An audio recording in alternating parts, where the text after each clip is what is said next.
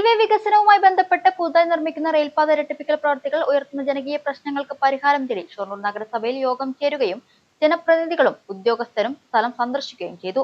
ഭൂവുടമകളുടെ സമ്മതമില്ലാതെ സ്ഥലം ഏറ്റെടുത്ത വിഷയവും ട്രയാങ്കുലർ പരിസരത്ത് വൻതോതിൽ മണ്ണിട്ട് നികത്തുന്നതുമൂലം തോടിന്റെ സ്വാഭാവിക ഒഴുക്ക് തടസ്സപ്പെടുന്നതുമാണ് നിലവിൽ വലിയ ജനരോക്ഷത്തിന് കാരണമായിരിക്കുന്നത്. ചുടുവാലത്തൂർ നമ്പ്രം പ്രദേശത്തെ ജനങ്ങളുടെ കടുത്ത ആശങ്ക പരിഹരിക്കുന്നതിനായാണ് നഗരസഭയുടെ നേതൃത്വത്തിൽ ഉന്നതതല യോഗം വിളിച്ചു ചേർത്തത്. തുടർന്ന് നഗരസഭ vice chairman V K Anuraj, standing committee chairperson C K Soumya, standing committee chairman C Raveendran, councillor K Vinod, നഗരസഭാ സെക്രട്ടറി രാജേഷ് പി എസ് എന്നിവരുടെ നേതൃത്വത്തിൽ അധികൃതർ പ്രശ്നബാധിത പ്രദേശങ്ങൾ നേരിട്ട് സന്ദർശിച്ചു. റെയിൽവേ എഞ്ചിനീയർമാർ, റവന്യൂ വില്ലേജ് അധികൃതർ, ഇറിഗേഷൻ ഓവർസിയർ, ചുടുവാലത്തൂർ മൈത്രി നഗർ ഭാരവാഹികൾ, നമ്പ്രം പ്രദേശത്തെ ജനപ്രതിനിധികൾ എന്നിവരും ഈ സംയുക്ത പരിശോധനയിൽ പങ്കെടുത്തു.